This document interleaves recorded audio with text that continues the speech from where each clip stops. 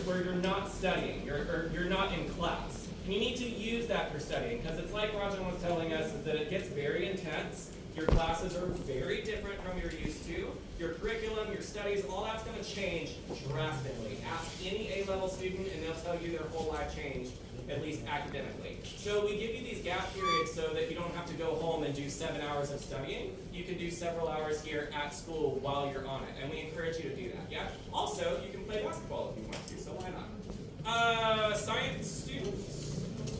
Anyone? Pretty much everyone, I'm assuming, yeah? Non-science? Anyone? Woo! That's what I'm talking about. Those are my people.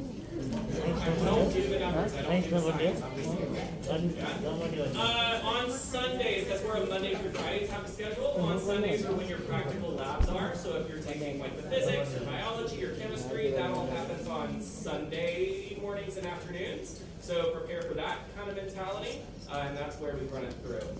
So that's kind of your class hours as I want to talk about it. A couple of stats for the college. The second year students here, we call them A2. If you come and join AMC, we will call you AS. But the students here currently are A2 students. We have 113 of them. With those 113 students, we have 18 teachers. And that kind of made our class sizes last year about 20, 21, 22 students per class. So that's kind of the class size you can brace yourself for. Got those teachers. We have a total of 12 subjects here at this school, but most students kind of feel comfortable taking between 3 and 4, whether you're just trying to fulfill your university requirements or it's just what you can handle. Because of course you can take as many subjects in whichever subjects you want to, but you'll find it difficult once you start getting above 4. You will probably manage well enough with 3 to 4. So that's a couple of statistics about the college and about the academic lifestyle. So as far as our teaching faculty goes, they're a bit unique for other colleges you might find, because a lot of our teachers also work professionally outside of teaching. So for example, our psychology teacher is also a lawyer. She runs her own law firm at the same time as teaching, but she's been teaching for years and years and years, and she loves it, and so that's why she's here with us. And all of our teachers do have many years of experience, some of them up to like 30 years. It's bonkers stuff. And they're really good. They're just really, really good at what they do. But my favorite thing is how communicative they are. They are far more helpful, no offense to my teachers, but they're far more helpful than my teachers were when I was like 16, 17. Some of my teachers just ignored me. It was sad. But these folks will give like after-school tutoring, they respond to emails, they do all that kind of stuff. So you can feel comfortable with them if you are kind of struggling or if you need extra help. So we're pretty pretty lucky to have them here with us.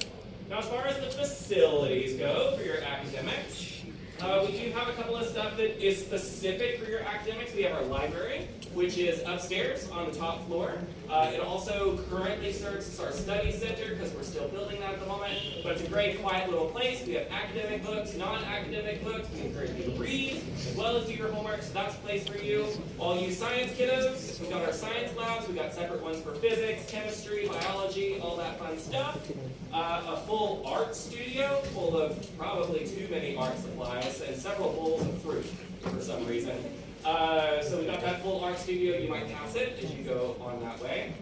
Our computer room is across the hall. You might have seen that as well. Currently it's serving as our entrance exam, so you'll probably get to see it at some point. But it's a fully functioning, fully equipped computer room. Again, very fortunate to have that. It's great for research and all of that kind of stuff. And then the last thing is this beautiful place. It is our exam hall and conference hall. We do all sorts of different stuff in here. And again, we're quite lucky to have it because there are colleges that don't necessarily have an exam space. They have to travel to other schools to do it, but we're lucky that we have this here. So we try and give you as many facilities as we can so that your daily academic life is much easier and much smoother as you transition into it. So any questions about this bit? No? Cool. While you are in your classes, I wanted to go ahead and brace you real quick, because your classes are a bit different than what you're probably used to. For example, all of your exams and all of your assignments and all of your homework is not going to be memorize stuff and then repeat that stuff. It requires a lot of critical thinking, a lot of analytical thinking. There's going to be knowledge management going on in these classes. The teachers are going to try and pull you through different types of learning and different types of thinking and all of that. One of the big ones that you're going to come across is persuasion and argument development. So if you've never had to write, let's say, like a persuasive essay before, that's going to be a fun new experience for you, I hope. You get to argue with people, which I love. It's not for everyone, but it's one of those things that forces your opinions and your critical thinking. So we require you to do it in your A-levels. Any business students in here? Business folks? Yeah? Going to be doing a lot of case study analysis as well. You're going to have to develop different cases and analyze those things. That's also part of that critical thinking, which is very different from what you might be used to.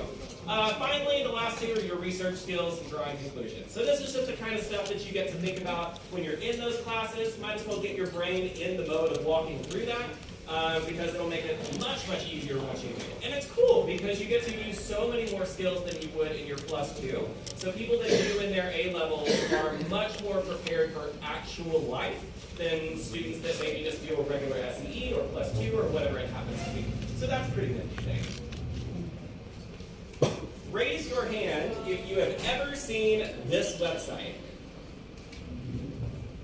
Okay, all right, that's a couple. If you don't know, welcome to the beautiful, wonderful world of CambridgeInternational.org. Yay! Cambridge is awesome because unlike a lot of other programs, they give you everything for free. It's amazing. If you've not been to this website, I strongly encourage you to go. It's very easy to find. It's just CambridgeInternational.org. They have a lot of resources, and the two that I wanted to point out to you that kind of help you in your decision making for subjects and as you're prepared for your classes and your daily academic life. The first one are syllabus. Maybe your previous classes hadn't given you a syllabus, but Cambridge gives you a full syllabus for each subject. And syllabus basically tells you what you're going to learn, how you're going to learn it, and bonus, it tells you what's on your exam. You ever been in a class where they were like, this is going to be on your exams? That's what they do, and it's great. So while you're trying to decide your subjects and while you're navigating through the class, go check the syllabus from time to time. It's very, very helpful.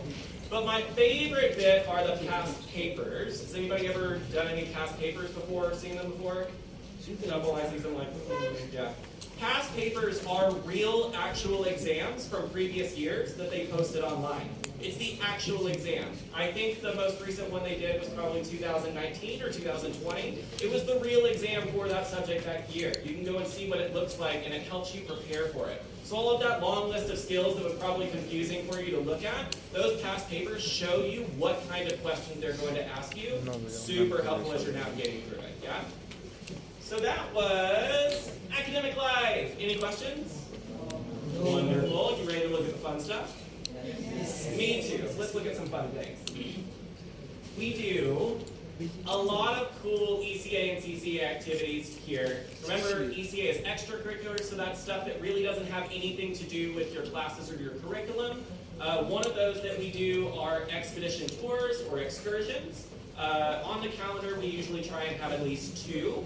One, we try and do a domestic tour, meaning that we stay in Nepal and we go to different spaces around there. We try and encourage domestic tourism in places that maybe don't get as much of it, especially from these pandemic years. So this year we went to Chitwan, where I went rafting down a river, and it was awesome. You got to wear a funny hat. It's my favorite. And then we usually do an international tour. We were supposed to go to the Maldives this year. Has anybody ever been to the Maldives before? Me either. I was so mad. Pandemic.